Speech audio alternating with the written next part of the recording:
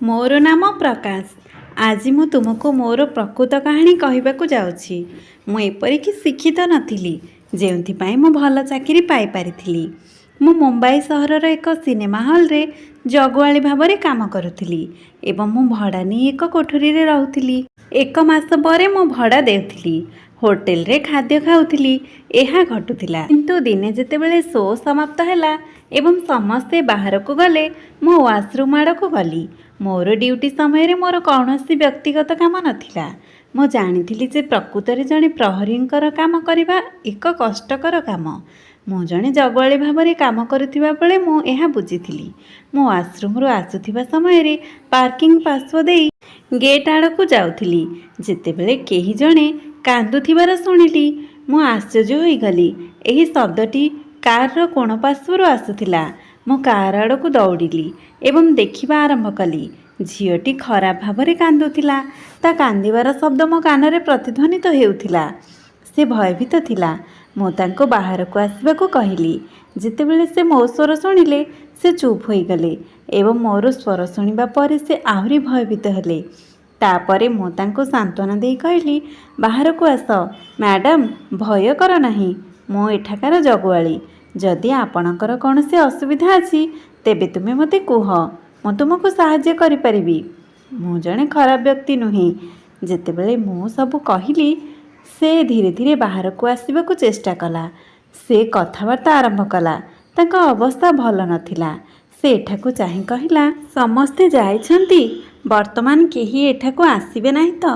झीटी किछि अजब कथा कहूथिला एवं मु तांको साइड को नहीं बसिबाकू एक चेयर देली। मु तांको कहिली, व्यस्त हो नाही, प्राय अध घंटा परे मो ड्यूटी सरिबो, तेणु तुमे से पर्यंत मो ऑफिस रे बसी पारिबो।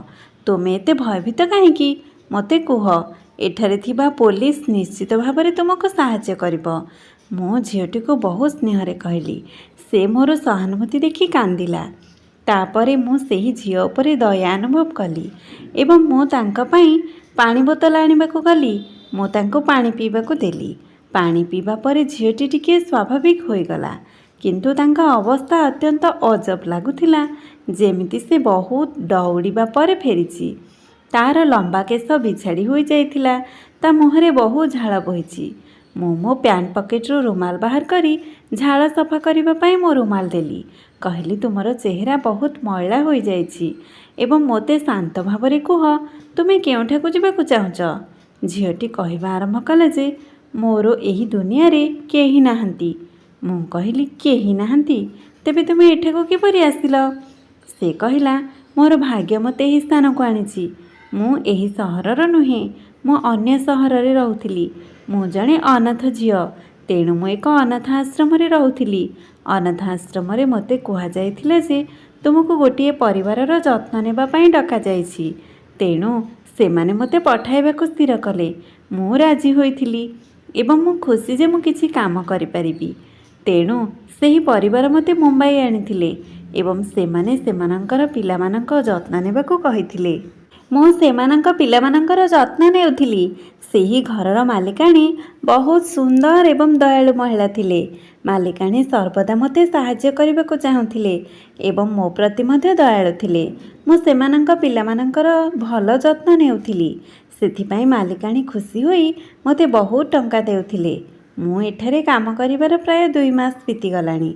मु मध्य सेही टंकारे शॉपिंग करे, निज पई भल पोशाक किणुथिली। तांक घरे ठीक समय रे खाद्य मते दिया जाउथिला एवं रहिबाकू मध्य एक कोठरी दिया जाइथिला। मु एही घरे काम करिबा समय रे कौनसी समस्यार सम्मुखीन होई नथिली, बरं मु बहुत खुशी थिली। मालिकाणींक स्वामी अमेरिका रे काम करुथिले। से तांक घर को किछि दिन परे आसीथिले। दिने राति रे मु भल अनुभव करू नथिली एवं मो रूम रे सोईथिली, किंतु पिलामानंकर जत्न नेबा पई मो कोठरी रु बाहर को जिबाकू बाध्य हेली। तापरे मालिकाणीर स्वामींक आखि मो उपरे पड़ीगला। मालिकाणीर स्वामी मो आड़को चाहि रहिले। मु भल अनुभव करू नथिली। मोर बहुत मुंड बिंधा हेउथिला, तेणु मु मो रूम को आसिली, किंतु मु सोई पारिली नाही। मु जाग्रत हेली। तापरे हठात देखिली जे मालिकाणीर स्वामी मो कोठरी को आसीथिले। ମୁଁ ମୋ ରୁମ୍ରେ ତାଙ୍କୁ ଦେଖିବା ପରେ ମୁଁ ବହୁତ ବିବ୍ରତ ହୋଇଥିଲି। ସେ ମୋ ରୁମ୍କୁ ଆସି ମୋର ସୁସ୍ଥତା ବିଷୟରେ ପଚାରିଥିଲେ। ମୁଁ ତାଙ୍କ ଆଚରଣରେ ବହୁତ ବିରକ୍ତ ହୋଇଥିଲି। କିନ୍ତୁ ମାଲିକାଣୀ ଆସି ତାଙ୍କୁ ମୋ ରୁମ୍ରୁ ଯିବାକୁ କହିଲେ। କିନ୍ତୁ ମାଲିକ କ୍ରୋଧରେ ପାଗଳ ହୋଇଥିଲେ। କିନ୍ତୁ ପରଦିନ ମୁଁ ଯାହା ଶୁଣିଥିଲି, ଶୁଣିବା ପରେ ଭୂମି ମୋ ପାଦ ତଳୁ ବାହାରିଗଲା। ତେଣୁ ମୋତେ ସେଠାରୁ ଦୌଡ଼ି ଆସିବାକୁ ପଡ଼ିଲା। ମାଲିକ ଫୋନ୍ରେ କାହା ସହ କଥା ହେଉଥିଲେ ଏବଂ କହିଥିଲେ ଯେ ଆମ ଘରେ ଏକ ସୁନ୍ଦର ଝିଅ ଅଛି। ମୁଁ ଖୁବ୍ ଶୀଘ୍ର ତାକୁ ତୁମ ପାଖକୁ ପଠାଉଛି। କିନ୍ତୁ ଏଥର ମୋତେ ତାଙ୍କ ପାଇଁ ଅଧିକ ଟଙ୍କା ଦେବାକୁ ପଡ଼ିବ। ଏସବୁର ଅର୍ଥ ହେଲା ମାଲିକ ମୋତେ ବିକ୍ରୟ କରିବାକୁ ଚାହୁଁଥିଲେ। ଏସବୁ ଶୁଣି ମୁଁ ଭୟଭୀତ ହେବାକୁ ଲାଗିଲି ଏବଂ ସେହି ମୁହୂର୍ତ୍ତରେ ମୁଁ ପଳାଇ ଆସିଲି ଘରୁ। କିନ୍ତୁ ଗେଟ୍ ଜଗୁଆଳି ଯାଇ ମାଲିକଙ୍କୁ କହିଲା ଯେ ମୁଁ ପଳାଇ ଆସିଛି। କେବଳ ସେତେବେଳେ ମାଲିକ 2-3 ଗୁଣ୍ଡା ମୋ ପଛରେ ପଠାଇଲେ। ତେଣୁ ମୁଁ ଏହି ଅଞ୍ଚଳକୁ ଦୌଡ଼ି ଆସିଲି। ଏଠାକୁ ଆସିବା ପରେ ମୁଁ ଅନେକ ଲୋକଙ୍କୁ ସାହାଯ୍ୟ ପାଇଁ ନିବେଦନ କଲି, କିନ୍ତୁ କେହି ସାହାଯ୍ୟ କଲେ ନାହିଁ। ମୁଁ ଯେତେବେଳେ ମୋ ପଛରେ ଥିବା ଗୁଣ୍ଡାମାନଙ୍କୁ ଦେଖିଲି, ସେମାନେ ମୋତେ ଖୋଜିବା ପାଇଁ ଏଠାକୁ ଆସିଥିଲେ, କିନ୍ତୁ ମୁଁ ସେମାନଙ୍କୁ ଦେଖା ଦେଇନଥିଲି ଏବଂ ସେଥିପାଇଁ ମୁଁ ଭୟଭୀତ ହୋଇ କାନ୍ଦୁଥିଲି। କିନ୍ତୁ ଭଗବାନଙ୍କ କୃପା ମୋତେ ମିଳିଥିଲା। ମୁଁ ସେମାନଙ୍କୁ ଦେଖାଯାଇନଥିଲି। ମୁଁ ଦେଖିଥିଲି ସେହି ଲୋକମାନେ ଏଠାରୁ ଚାଲି ଯାଇଛନ୍ତି, କାରଣ ସେମାନେ ମୋତେ ଏଠାରେ ଖୋଜୁଥିଲେ। ମୁଁ ଭୟଭୀତ ଥିଲି ଯେ ଆପଣ ସେମାନଙ୍କ ମଧ୍ୟରୁ ଜଣେ ହୋଇପାରନ୍ତି। କିନ୍ତୁ ଯେତେବେଳେ ଆପଣ କହିଥିଲେ ଯେ ମୁଁ ତୁମକୁ ସାହାଯ୍ୟ କରିବି, ମୁଁ ଆରାମ ପାଇଲି। ଏହି ସମୟରେ ଝିଅଟି ବହୁତ କାନ୍ଦୁଥିଲା। ତେଣୁ ମୁଁ ତାଙ୍କୁ ସାନ୍ତ୍ୱନା ଦେଇ କହିଲି, ଏହି ସହରରେ ତୁମେ ନିଶ୍ଚୟ କାହାକୁ ଜାଣିଥିବ। ତୁମେ ଜାଣିଥିବା ବ୍ୟକ୍ତିଙ୍କ ପାଖରେ ମୁଁ ତୁମକୁ ଛାଡ଼ିଦେବି। ତେଣୁ ଶୀଘ୍ର ମୋତେ ତାଙ୍କ ଠିକଣା କୁହ। ଶୋ ଆରମ୍ଭ ହେବାକୁ କେବଳ 10 ମିନିଟ୍ ବାକି ଅଛି। ଏହାପରେ ମୋତେ ମୋର କର୍ତ୍ତବ୍ୟ ଉପରେ ମଧ୍ୟ ଧ୍ୟାନ ଦେବାକୁ ପଡ଼ିବ। କିନ୍ତୁ ସେ କାନ୍ଦି କାନ୍ଦି କହିଲା, ମୋର ଏହି ସହରରେ କିଏ ଚିହ୍ନା ନାହାନ୍ତି। ମୁଁ ବହୁତ ଅସୁବିଧାରେ ପଡ଼ିଗଲି। ମୁଁ ଏହିପରି ଛାଡ଼ିପାରିବି ନାହିଁ। ମୁଁ ନିଜେ ମଧ୍ୟ ଜଣେ ଭୂମିହୀନ ବ୍ୟକ୍ତି। ମୁଁ ଗାଁରୁ ସହରକୁ ଜଗୁଆଳି ଭାବରେ କାମ କରିବାକୁ ଆସିଛି। ମୋର ଏକ ଭଡ଼ା ଘର ଅଛି, ଯେଉଁଠାରେ ମୁଁ ଅନ୍ୟ ପିଲାମାନଙ୍କ ମଧ୍ୟ ରୁହନ୍ତି ଏବଂ ବଞ୍ଚିବା ପାଇଁ ହୋଟେଲରେ ମୁଁ ଖାଦ୍ୟ ଖାଉଛି। ଏହା ମୋର ଜୀବନ। ତେଣୁ ମୁଁ ସମାନ ଜିନିଷ ଦେଇ ଗତି କରୁଛି। ବର୍ତ୍ତମାନ ମୋତେ କୁହ, ମୁଁ କିପରି ତୁମର ଯତ୍ନ ନେବି? ମୁଁ ରହୁଥିବା କୋଠରୀରେ 2-3 ପୁଅ ମୋ ସହିତ ଅଂଶୀଦାର। ମୁଁ ତୁମକୁ ମଧ୍ୟ ସେଠାରେ ରଖିପାରିବି ନାହିଁ। ବର୍ତ୍ତମାନ ମୁଁ ମୋ ପରିବାର ପାଇଁ ଏଠାରେ କାମ କରୁଛି। ମୋର 3ଟି ଅବିବାହିତ ଭଉଣୀ ଅଛନ୍ତି ଏବଂ ମୁଁ ସେମାନଙ୍କର ଏକମାତ୍ର ଭାଇ। ମୋ ମା' ମଧ୍ୟ ବିଧବା। ତେଣୁ ସବୁ କିଛିର ଦାୟିତ୍ୱ ମୋ ଉପରେ ଅଛି। ତେଣୁ ମୁଁ ତାଙ୍କୁ କହିଲି, ଠିକ୍ ଅଛି, ଏହି ସହରରେ ମୋର ଜଣେ ଭଉଣୀ ଅଛି। ମୁଁ ତୁମକୁ ସାହାଯ୍ୟ କରିବି। ମୁଁ ତୁମକୁ ତାଙ୍କ ଘରକୁ ପଠାଇଦେବି। ସେଠାରେ ତୁମେ ରାତି କଟାଇବ ଏବଂ ତାପରେ ଦେଖିବା ସକାଳେ ତୁମ ପାଇଁ କ'ଣ କରାଯାଇପାରିବ। ବୋଧହୁଏ ସକାଳେ ଏକ ସମାଧାନ ବାହାରିବ। ତୁମେ ଆରାମରେ ବଞ୍ଚିପାରିବ। ମୋ ଭଉଣୀ ଏକ ବଡ଼ ବଙ୍ଗଳାକୁ କାମକୁ ଯାଆନ୍ତି, ତେଣୁ ଆପଣ ମଧ୍ୟ ତାଙ୍କ ସହ କାମ କରିବାକୁ ଯାଇପାରନ୍ତି। ମୁଁ ତାଙ୍କୁ ମୋ ସମ୍ପର୍କୀୟଙ୍କ ଘରକୁ ନେଇଗଲି। ସେଠାରେ ମୁଁ ମୋ ଭଉଣୀଙ୍କୁ ତାଙ୍କ ବିଷୟରେ ସବୁକିଛି କହିଲି ଏବଂ ଝିଅଟିକୁ ମୋ ଭଉଣୀ ଘରେ ରଖିଦେଲି। ଏହାପରେ ମୁଁ ମୋ ରୁମ୍କୁ ଫେରିଗଲି। ରୁମ୍କୁ ଆସିବା ପରେ ମୁଁ ମୋର ସମସ୍ତ କାର୍ଯ୍ୟରୁ ମୁକ୍ତ ଥିଲି ଏବଂ ଶୋଇଥିଲି। କିନ୍ତୁ ମୁଁ ଜାଗ୍ରତ ହେବା ମାତ୍ରେ ଝିଅର ଚେହେରା ମୋ ଆଖି ଆଗରେ ଝଲସି ଉଠୁଥିଲା। ମୁଁ କେବଳ ସେହି ସୁନ୍ଦର ଝିଅ ବିଷୟରେ ଚିନ୍ତା କରୁଥିଲି। ସେ ବହୁତ ସୁନ୍ଦର ଝିଅ ଥିଲା। ସେହି ଝିଅ ବିଷୟରେ ଦୀର୍ଘ ସମୟ ଧରି ଚିନ୍ତା କରି ମୁଁ ଗଭୀର ନିଦ୍ରାକୁ ଗଲି। କିନ୍ତୁ ସକାଳେ ଯେତେବେଳେ ମୁଁ ଉଠିଲି, ମୁଁ ଶୀଘ୍ର ଯାଇ ମୋ ଭଉଣୀ ଘରେ ପହଞ୍ଚିଲି ଏବଂ ଦେଖିଲି ସେହି ଝିଅଟି ବହୁତ ଖୁସି ଜଣାପଡ଼ୁଛି। ମୁଁ ପଚାରିଲି, ମ୍ୟାଡ଼ାମ୍, ଆପଣ ବହୁତ ଖୁସି ଜଣାପଡ଼ୁଛନ୍ତି। ଲାଗୁଛି ମୋ ଭଉଣୀ ତୁମର ଭଲରେ ଯତ୍ନ ନେଇଛି। ସେ କହିଲା, ହଁ, ତୁମର ଭଉଣୀ ମୋର ଭଲ ଯତ୍ନ ନେଇଛନ୍ତି। କିନ୍ତୁ ମୁଁ ଏ ବିଷୟକୁ ନେଇ ଖୁସି ନୁହେଁ। ଏହାର ଅନ୍ୟ କାରଣ ରହିଛି। ସେ ହସୁଥିଲା ଏବଂ କ୍ରମାଗତ ଭାବରେ ମୋ ଆଡ଼କୁ ଚାହିଁଲା। ମୁଁ କହିଲି, ମୋତେ ଅନ୍ୟ କାରଣ କୁହ। ମୁଁ ହସି ହସି ତାଙ୍କୁ ପ୍ରଶ୍ନ ପଚାରିଲି। ସେ କହିବା ଆରମ୍ଭ କଲେ, ଦେଖ, ମୋର ଭାଗ୍ୟ ମୋତେ କେଉଁଠିକୁ ଆଣିଛି। ଅନାଥ ଆଶ୍ରମରୁ ମୁଁ ଗୋଟିଏ ପରିବାରରେ ତଦାରଖକାରୀ ଭାବରେ କାମ କରିବା ଆରମ୍ଭ କଲି ଏବଂ ଏହାପରେ ମୁଁ ତୁମକୁ ଭେଟିଲି। ମୁଁ ଆଜି ପର୍ଯ୍ୟନ୍ତ ସୁଖମୟ ଜୀବନ ବିତାଇ ନାହିଁ, କିନ୍ତୁ ଆଜି ମୁଁ ଏକ ନିଷ୍ପତ୍ତି ନେଇଛି ଯାହା ବିଷୟରେ ମୁଁ ତୁମକୁ କହିବାକୁ ଚାହେଁ, କାରଣ ଏଥର ମୁଁ ମୋ ଜୀବନରେ ସୁଖ ଚାହେଁ। ମୁଁ ହସି ହସି କହିଲି, ତୁମେ କ'ଣ କହିବାକୁ ଚେଷ୍ଟା କରୁଛ? ମୁଁ ବୁଝିପାରିଲି ନାହିଁ। ତାପରେ ସେ କହିଲା, ମୁଁ ତୁମକୁ ବିବାହ କରିବାକୁ ଚାହେଁ। ତୁମେ ମୋର ସ୍ୱପ୍ନର ରାଜକୁମାର। ଆଜି ପର୍ଯ୍ୟନ୍ତ କେହି ମୋତେ ସାହାଯ୍ୟ କରିନାହାନ୍ତି, କିନ୍ତୁ ତୁମେ ମୋତେ ସାହାଯ୍ୟ କରିବା କ୍ଷଣି ମୁଁ ବୁଝିପାରିଲି ଯେ ତୁମେ ହିଁ ଏକମାତ୍ର ବ୍ୟକ୍ତି ଯିଏ ମୋ ଜୀବନରେ ସୁଖ ଆଣିପାରିବ। ତୁମେ ବହୁତ ଭଲ ମଣିଷ। ଦୟାକରି ମୋତେ ଗ୍ରହଣ କର। ମୁଁ ଏହିସବୁ କଥା ଶୁଣି ଆଶ୍ଚର୍ଯ୍ୟ ହୋଇଗଲି। ସେ ମୋ ହୃଦୟରେ ଥିବା ସମସ୍ତ କଥାକୁ ତାଙ୍କ ମୁହଁରେ କହିଥିଲେ, କାରଣ ମୁଁ ମଧ୍ୟ ପ୍ରଥମ ଦେଖାରେ ପ୍ରେମରେ ପଡ଼ିଥିଲି। ମୁଁ ତାଙ୍କୁ ସେଠାରୁ ନେଇଗଲି ଏବଂ ମୁଁ ମୋର ରୁମ୍ମେଟ୍ମାନଙ୍କୁ ଏହି ଖବର ଜଣାଇଲି ଯେ ମୋ ଜୀବନରେ ଏକ ସୁନ୍ଦର ଝିଅ ଆସିଛି। ମୁଁ ତାଙ୍କୁ ବିବାହ କରିବା ପାଇଁ କୋର୍ଟକୁ ନେଇଥିଲି। ସେଠାରେ ମୁଁ ମୋର 2 ଜଣ ବନ୍ଧୁଙ୍କୁ ଡାକିଲି, ଯେଉଁମାନେ ଆମର ସାକ୍ଷୀ ହୋଇଥିଲେ, ଯାହାପରେ ଆମେ ଦୁହେଁ ବିବାହ କରିଥିଲୁ। କିନ୍ତୁ ଶିଲାଙ୍କ ସହ ମୁଁ କେଉଁଠାରେ ରହିବି, ସେ ନେଇ ଉତ୍ତେଜନା ଦେଖାଦେଇଥିଲା। କାରଣ ଯେଉଁ କୋଠରୀରେ ମୁଁ ରହୁଥିଲି ସେଠାରେ 3-4 ଜଣ ପୁଅ ମୋ ସହିତ ପୂର୍ବରୁ ରହୁଥିଲେ। କିନ୍ତୁ ଏହି ସମୟରେ ଭଗବାନ ମୋତେ ସାହାଯ୍ୟ କରିଥିଲେ। ମୁଁ ସିନେମା ହଲ୍ ମାଲିକଙ୍କୁ ଏ ବିଷୟରେ କହିଲି। ତେଣୁ ସେ ମୋତେ ଏକ ଛୋଟ କୋଠରୀ ଦେଲେ ଏବଂ କହିଥିଲେ ଯେ ଭଡ଼ା ଟଙ୍କା ଆପଣଙ୍କ ବେତନରୁ କଟାଯିବ। ମୋର ବିବାହ ବିଷୟରେ ଶୁଣି ସିନେମା ହଲ୍ କର୍ମଚାରୀମାନେ ମଧ୍ୟ ଖୁସି ହେଲେ। ମୋର ରହିବାକୁ ଏକ କୋଠରୀ ଥିଲା। ଶିଲା ଖୁସିର ବାହାରେ ଥିଲେ ଏବଂ ମୁଁ ଶିଲାଙ୍କ ସ୍ୱାମୀ ହୋଇ ନିଜକୁ ଜଣେ ଭାଗ୍ୟବାନ ବ୍ୟକ୍ତି ଭାବରେ ବିବେଚନା କରୁଥିଲି। ବାସ୍ତବରେ ଆମ ବିବାହିତ ଜୀବନର 1 ସପ୍ତାହ ବିତିଗଲା ଏବଂ ମୁଁ ସକାଳେ ସମାନ ୱାଚମ୍ୟାନ୍ ଡ୍ୟୁଟି କରୁଥିଲି ଏବଂ ସନ୍ଧ୍ୟା 7ଟା ସୁଦ୍ଧା ଘରକୁ ଫେରୁଥିଲି। ଶିଲା ମୋର ଯତ୍ନ ନେଉଥିଲେ ଏବଂ ମୋର ସମସ୍ତ କାର୍ଯ୍ୟ କରୁଥିଲେ, କିନ୍ତୁ ବେଳେବେଳେ ସେ ଅଜବ ବ୍ୟବହାର କରୁଥିଲେ। ଯେତେବେଳେ ମୁଁ ତାଙ୍କୁ ମୋ ସହିତ ଖାଇବାକୁ ଜିଦ୍ କରିବି, ସେ କହିବେ ମୁଁ ବର୍ତ୍ତମାନ ଭୋକିଲା ନାହିଁ ଏବଂ ପରେ ଖାଇବି। ଧୀରେ ଧୀରେ ଦିନଗୁଡ଼ିକ ଏହିପରି ଚାଲିଗଲା। ଆମ ବିବାହର ପ୍ରାୟ 2 ମାସ ବିତିଗଲା। ଦିନେ ସେ ମୋବାଇଲରେ ବିଜ୍ଞାପନ ଦେଖିବା ଆରମ୍ଭ କରି କହିଲେ, ମୁଁ ତୁମ ବିଷୟରେ କିଛି ଭାବିଛି। ମୁଁ ଏପରି କିଛି ଭାବିଛି ଯାହା ଆମ ଜୀବନକୁ ବଦଳାଇବାକୁ ଯାଉଛି। ମୁଁ ଶିଲାଙ୍କୁ ବହୁତ ଆଶ୍ଚର୍ଯ୍ୟର ସହିତ ଚାହିଁଲି।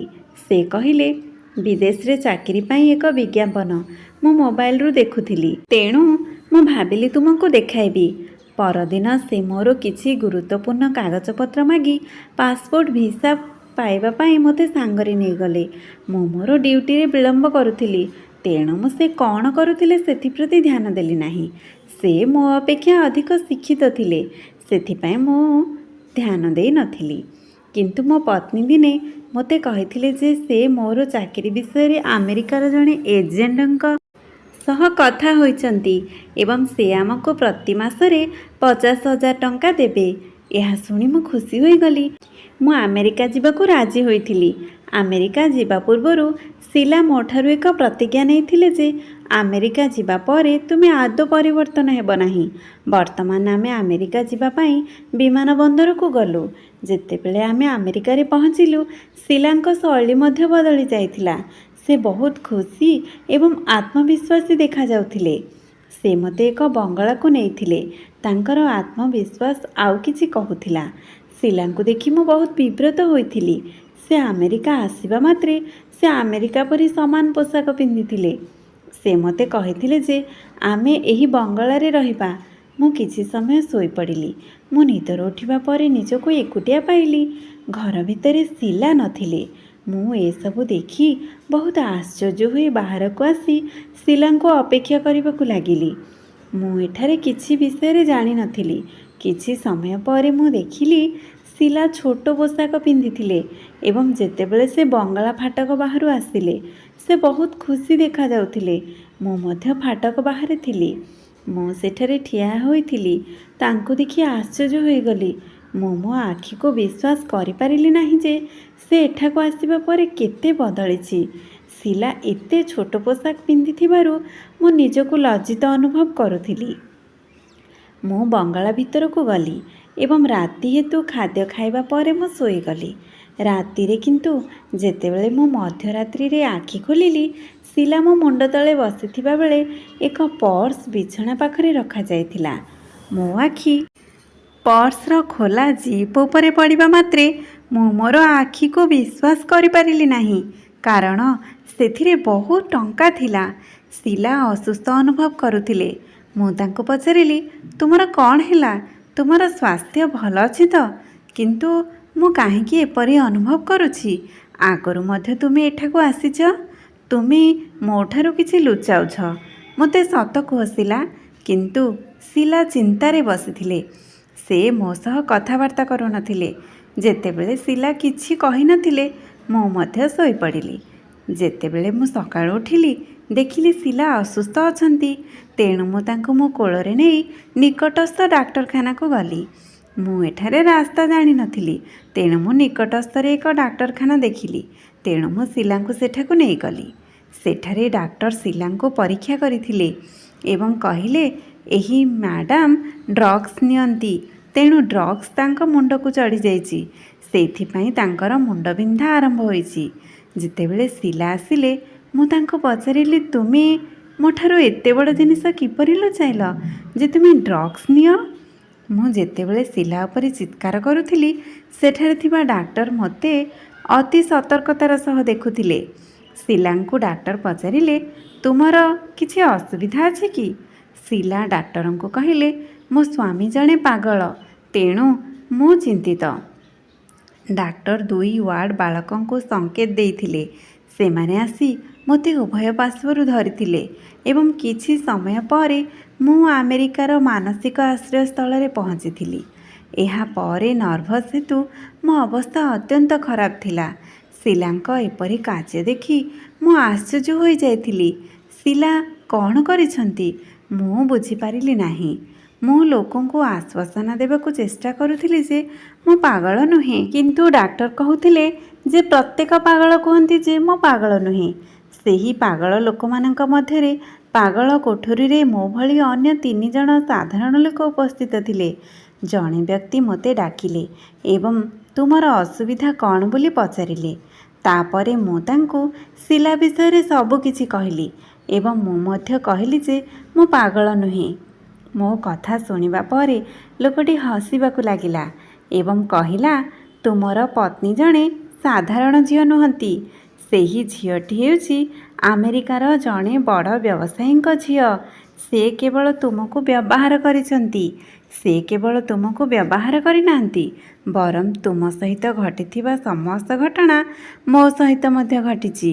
ହଁ, କିନ୍ତୁ ଏକମାତ୍ର କଥା ହେଉଛି ଯେ ମୁଁ ସେହି ଝିଅ ସହିତ ବିବାହ କରିନଥିଲି। ସେ ମୋତେ ନିଜ ପ୍ରେମର ଜାଲରେ ଫସେଇଥିଲେ। ତାପରେ ମୋର କଥା ଶୁଣିବା ପରେ ସେହି ବ୍ୟକ୍ତି ମୋତେ ସାନ୍ତ୍ୱନା ଦେଇ କହିବାକୁ ଲାଗିଲେ, ଏହା ହିଁ ଘଟେ। ଧନୀ ଝିଅମାନେ ସହରରୁ ସହରକୁ ଯାଆନ୍ତି ଏବଂ ପୁଅମାନଙ୍କୁ ତାଙ୍କ ପ୍ରେମର ଫାନ୍ଦରେ ପକାଇ ସେମାନଙ୍କୁ ଏଠାକୁ ଆଣିଥାନ୍ତି। ଏଠାକୁ ଆଣିବା ପରେ ସେ ସେମାନଙ୍କୁ ଅଭିଯୋଗ କରି ପୋଲିସକୁ ହସ୍ତାନ୍ତର କରନ୍ତି କିମ୍ବା ସେମାନଙ୍କୁ ପାଗଳ ବୋଲି ପ୍ରମାଣିତ କରନ୍ତି ଏବଂ ସେମାନଙ୍କୁ ଏହି ପାଗଳ ଜେଲରେ ରଖିଦିଅନ୍ତି। ଏମାନେ ହେଉଛନ୍ତି ଧନୀ ବାପାଙ୍କ ବିଗିଡ଼ି ଯାଇଥିବା ଝିଅ। ଯେତେବେଳେ ବ୍ୟକ୍ତି ଜଣକ କହିବା ସମାପ୍ତ କଲେ, ଶିଲାଙ୍କର ପ୍ରତ୍ୟେକ ଶବ୍ଦ ମୋ ମନରେ ଝଲସି ଉଠିବାକୁ ଲାଗିଲା। ଶିଲା ମୋତେ ମଧ୍ୟ ବ୍ୟବହାର କରିଥିଲେ ଯେତେବେଳେ ମୁଁ ତାଙ୍କ ସୌନ୍ଦର୍ଯ୍ୟ ଉପରେ ପାଗଳ ଥିଲି। ଏହା ଘଟି ସାରିଥିଲା, କିନ୍ତୁ ମୁଁ ବର୍ତ୍ତମାନ କ'ଣ କରିପାରିବି? ମୁଁ ଏହି ଅଜ୍ଞାତ ଦେଶରେ କାହାକୁ ଜାଣିନଥିଲି ଏବଂ ମୋର ପିତାମାତା ମଧ୍ୟ ଏ ବିଷୟରେ କିଛି ଜାଣିନଥିଲେ। ତେଣୁ ମୁଁ ଚୁପଚାପ ଏହି ପାଗଳଖାନାରେ ବନ୍ଦୀ ଥିଲି। କିନ୍ତୁ ଯେତେବେଳେ 2 ମାସ ବିତିଗଲା ଏବଂ ମୁଁ ଦେଖିଲି ଦିନେ ଶିଲା ମୋତେ ଏଠାରୁ ନେବାକୁ ଆସିଥିଲେ ଏବଂ ସେ ମୋ ସାମ୍ନାରେ ଠିଆ ହୋଇ କାନ୍ଦୁଥିଲେ ଏବଂ ମୋତେ କ୍ଷମା ମାଗିଥିଲେ। ମୁଁ ତୁମ ପାଇଁ ଯାହା କରିଥିଲି ସେଥିପାଇଁ ମୋତେ କ୍ଷମା କର। ମୁଁ ଭୁଲ କରିଥିଲି। କିନ୍ତୁ ମୁଁ ତାଙ୍କୁ ପଚାରିଲି, ମୁଁ ଜାଣିଛି କାହିଁକି ଏବଂ କେଉଁ କାରଣରୁ ତୁମେ ମୋତେ ଏଠାକୁ ଆଣିଥିଲ। ଏବେ ମୋତେ ମଧ୍ୟ କୁହ ଯେ ତୁମେ ମୋତେ ପାଗଳଖାନାରୁ ବାହାର କରିବାକୁ କାହିଁକି ଆସିଛ?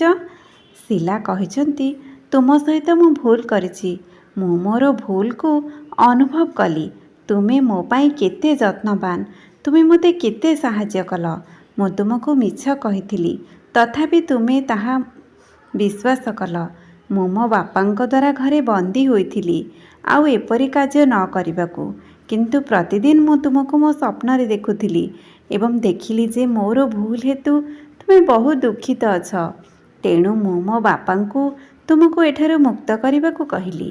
ମୁଁ ମୋ ବାପାଙ୍କ ସାମ୍ନାରେ ହାତ ଯୋଡ଼ିଲି ଏବଂ ତାଙ୍କୁ କ୍ଷମା ମାଗିଲି ଯେ ଆଜି ପରେ ମୁଁ କୌଣସି ଭୁଲ କରିବି ନାହିଁ। କେବଳ ସେ ଥରେ ମୋତେ ଘରୁ ବାହାର କରିଦେବେ ଏବଂ କୌଣସି ପ୍ରକାରେ ମୁଁ ତୁମକୁ ପାଗଳଖାନାରୁ ମୁକ୍ତ କରିବି। ମୁଁ ତୁମର ପତ୍ନୀ। ମୁଁ ଶପଥ କରୁଛି ଏବଂ ପ୍ରତିଜ୍ଞା କରୁଛି ଯେ ମୁଁ ଆଉ କୌଣସି ଭୁଲ କରିବି ନାହିଁ। ମୋତେ ସେହି ଦୁନିଆକୁ ଫେରାଇ ନିଅ ଯେଉଁଠାରେ ଆମେ ଆମ ଜୀବନର ନୂତନ ଜୀବନ ଆରମ୍ଭ କରିଥିଲୁ। ବର୍ତ୍ତମାନ ମୁଁ ମୋର ସ୍ତ୍ରୀକୁ କ୍ଷମା କରିଥିଲି। ସେ ତାଙ୍କ କାର୍ଯ୍ୟକଳାପ ପାଇଁ ବହୁତ ଲଜ୍ଜିତ ହୋଇଥିଲେ। ଶିଲାଙ୍କ ବାପା ମଧ୍ୟ ମୋ ପାଖକୁ ଆସି ମୋତେ ତାଙ୍କ ଝିଅକୁ ଗ୍ରହଣ କରିବାକୁ କହିଥିଲେ। ତାଙ୍କ ତରଫରୁ କ୍ଷମା ମାଗିଥିଲେ। କିନ୍ତୁ ତାଙ୍କର ସର୍ତ୍ତ ଥିଲା ଯେ ମୁଁ ତାଙ୍କ ଝିଅ ସହିତ ଭାରତ ଫେରିଯିବା ଉଚିତ। ସେ ତାଙ୍କ ଝିଅକୁ ଏହି ଭୁଲ କାମ କରୁଥିବାର ଦେଖିବାକୁ ଚାହୁଁନଥିଲେ। ଶିଲାଙ୍କ ପିତା ମଧ୍ୟ ଜଣେ ଭାରତୀୟ ଥିଲେ ଏବଂ ସେ ଆମେରିକାରେ ତାଙ୍କର ବ୍ୟବସାୟ କରିଥିଲେ। ତେଣୁ ସେ ଆମେରିକାରେ ରହୁଥିଲେ। ଯଦିଓ ଶିଲା ଅନେକ ପୁଅଙ୍କୁ ବୋକା ବନାଇଥିଲେ କିନ୍ତୁ ଏପର୍ଯ୍ୟନ୍ତ ସେ କାହାକୁ ବିବାହ କରିନଥିଲେ। ସେ କେବଳ ମୋ ସହିତ ବିବାହ କରିଥିଲେ।